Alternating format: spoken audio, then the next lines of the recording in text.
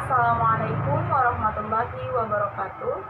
Perkenalkan, saya Dila Julianti dengan NIM 1930502116 dari kelas BPID.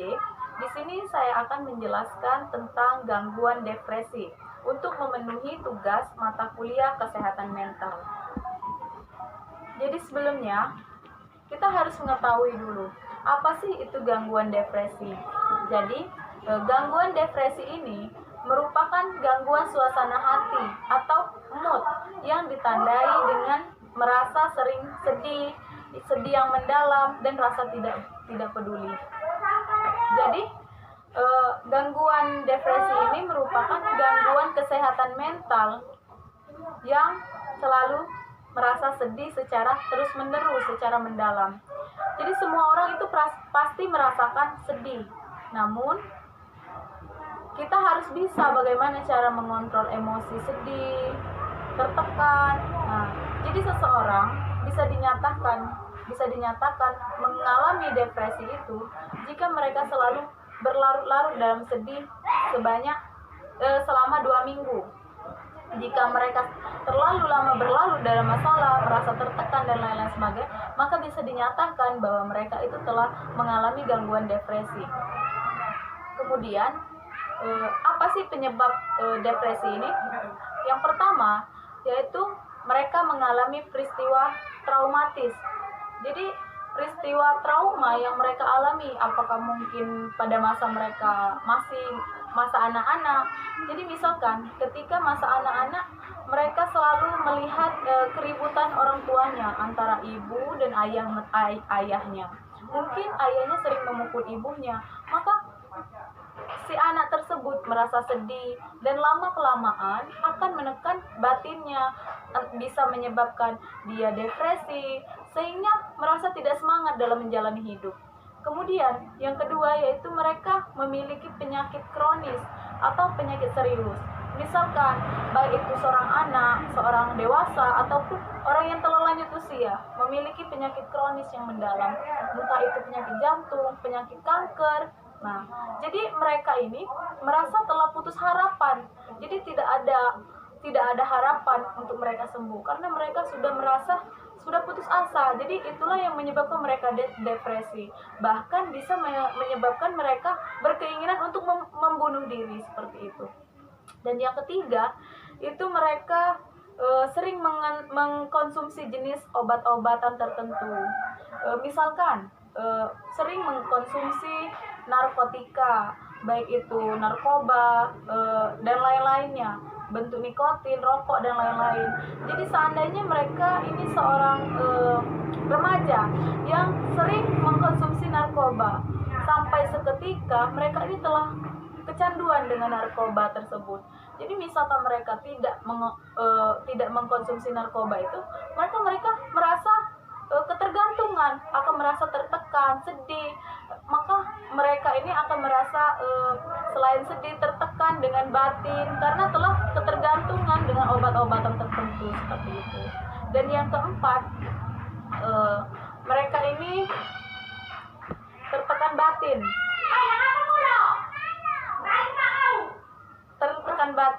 Jadi tertekan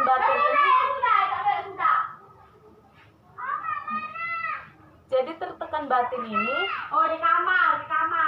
Jadi tertekan batin ini bisa disebabkan oleh karena masalah-masalah yang sedang mereka hadapi.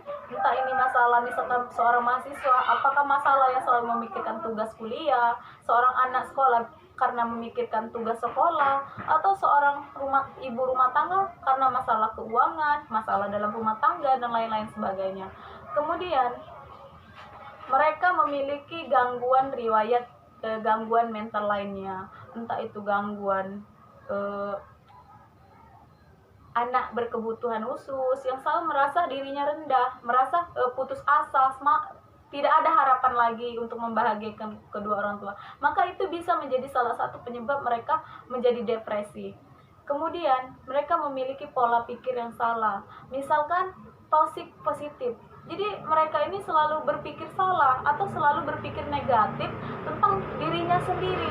Jadi itulah yang menyebabkan mereka itu merasa tidak ada gunanya lagi aku ada hidup di dunia ini, terus tidak ada harapan untuk sembuh, maka sedih itu akan selalu memicu dalam pikirannya secara berlarut-larut seperti itu. Kemudian apa sih gejala dari depresi ini? Jadi gejala dari depresi ini sering mengalami kecemasan atau kekhawatiran yang berlebihan, seperti yang telah saya jelaskan tadi. Entah itu memikirkan kecemasan karena tertekan batin, karena tugasnya, atau karena sering cemas melihat KDRT dalam rumah tangga antara seorang ibu dan ayahnya, seperti itu. Kemudian tidak stabil secara emosional. Tidak stabil dalam emosional ini sering terjadi pada seorang anak remaja, karena di masa itulah mereka memiliki serba aku. Disitulah tidak ada yang tidak mungkin bagi mereka, karena mereka hanya mementingkan ego mereka, emosional yang tidak menentu seperti itu. Selain itu, gejala lainnya itu merasa putus asa. Benar sekali, putus asa, tidak ada harapan untuk hidup, seperti itu. Sehingga apapun yang mereka pikirkan ini selalu memicu pikiran untuk mager dalam segala aktivitas, sehingga menyebabkan tidak ada harapan lagi untuk menjalani hidup ini, seperti itu. Kemudian gejala lainnya ini sering marah, sensitif. Orangnya sangat sensitif jika mereka depresi. Seandainya orang hanya berbicara, rumah ini sangat kotor, padahal hanya menyinggung rumah, bukan mengatakan mereka itu kotor, tapi seolah-olah mereka sensitif hanya menilai mereka seperti itu. Kemudian gangguan pada tidur, bisa jadi tidurnya menjadi tidak nyenyak, sering bangun di tengah malam dan lain-lain sebagainya. Kemudian bagaimana sih cara mengatasi gangguan depresi ini? Jadi cara mengatasi gangguan depresi ini ialah dengan cara melakukan psikoterapi. Melakukan psikoterapi ini untuk membantu mengatasi, setidak-tidaknya bisa mengurangi gejala-gejala pada gangguan depresi tersebut. Kemudian memberikan obat yang bisa menipiskan gejala-gejala yang dialami oleh gangguan depresi. Kemudian dengan cara menghindari kebiasaan menyendiri. Karena ketika kebiasaan menyendiri itu sering dilakukan, maka pikiran-pikiran negatif itu seringkali terlintas, entah itu mengajak untuk terpikir membunuh diri, mengakhiri hidup dengan secara konyol seperti itu. Kemudian olahraga yang teratur, karena ketika kita berolahraga teratur, otomatis psikis dan psikologis kita ini merasa bahagia, senang. Karena olahraga ini selain untuk menyehatkan diri kita, juga memicu kebahagiaan seperti itu. Kemudian hidup dengan santai, dan hindari stres.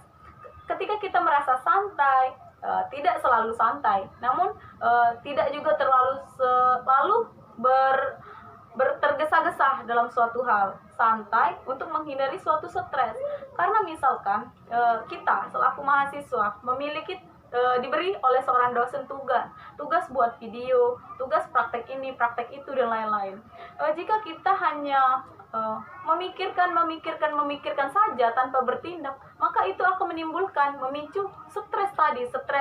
Sehingga tapi kalau kita santai dalam hal tetap untuk melakukan anjuran untuk melakukan bagaimana sih saya harus mengerjakan ini, setidaknya santai dalam hal memikirkan, santai itu dalam supaya proses kegiatannya itu menjadi teratur, terstruktur seperti itu. Kemudian makan makanan yang sehat, makan makanan yang sehat, gizi yang seimbang, sehingga dapat membuat suasana hati menjadi senang dan hidup merasa sama seperti orang pada umumnya. Kemudian contoh kasusnya, mungkin pada contoh kasusnya sama seperti yang telah saya jabarkan pada Penyebabnya tadi, contoh dari kasus depresi ini banyak sekali sebenarnya. Contoh kasusnya, contoh kasusnya seperti misalkan seorang anak muda-mudi seperti zaman sekarang ini yang telah zaman uuan, jadi berpacaran dengan memanggil sayang-sayangan, beb-beban, kemudian berpacaran, proses saling chatting, video call, saling telepon, itu merasa ketergantungan sampai hubungan pacaran ini telah dilaksanakan atau telah dilakukan selama bertahun-tahun, bahkan ada yang 5 tahun, 4 tahun, dan pada suatu keadaan pacaran ini seorang cewek misalkan diputuskan oleh cowoknya untuk mengakhiri hubungan pacaran tersebut. Jadi karena cewek ini tadi sudah merasa ketergantungan, merasa saling sayang, merasa sangat sayang pada pacarnya itu, maka ada perasaan sangat sedih, sangat terpukul. Oh, aku tidak bisa hidup tanpa si dia, seperti itu. Jadi karena dia terlalu berlarut-larut, aku tidak bisa mencintai yang lain tanpa si doi. Kemudian aku tidak mau makan, sampai-sampai apa yang ada di pikirannya ini hanya tentang mantan pacarnya tadi, tanpa memikirkan, oh, hidup aku harus seperti ini, aku harus memiliki profesi seperti ini. Karena apa? Karena kesedihan yang selalu berlarut-larut, sehingga memicu mereka tidak peduli dengan hidupnya, dan bahkan bisa saja untuk memutuskan mengakhiri hidup dengan konyol, entah itu menggantung diri, menyeburkan diri ke sungai, dan lain-lain sebagainya. Itu merupakan salah satu contoh kasus pada proses gangguan depresi. Kemudian, apa sih pesan dan kesan kepada masyarakat? Jadi, kita selaku masyarakat yang sehat pada umumnya, ketika melihat ada orang yang terkena atau katakanlah terkategori gangguan kesehatan, gangguan mental seperti gangguan depresi ini, tugas kita sebagai sebagai masyarakat, sebagai tetangga, ialah jangan mencaci mereka, jangan mengata-ngatai mereka, jangan membuli mereka. Oh, kamu tidak bisa berbicara, kamu hanya sebatas pengganggu hidup kesenangan orang tuamu saja, hanya sebagai menyusahkan orang tuamu saja.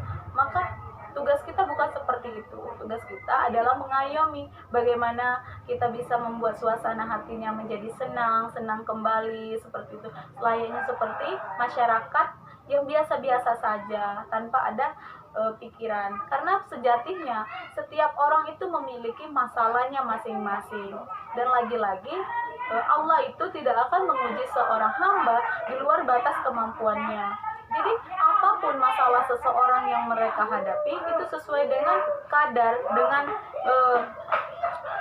porsinya masing-masing. Jadi ketika kita menemui orang yang gangguan depresi, kita buat bagaimana cara kita bisa menimbulkan rasa percaya diri kepada orang tersebut. Karena hidup ini bukan hanya untuk berlarut pada kesedihan, tetapi bagaimana menjadikan diri kita sebagai orang yang bermutu dan berkualitas yang baik. Mungkin seperti itu.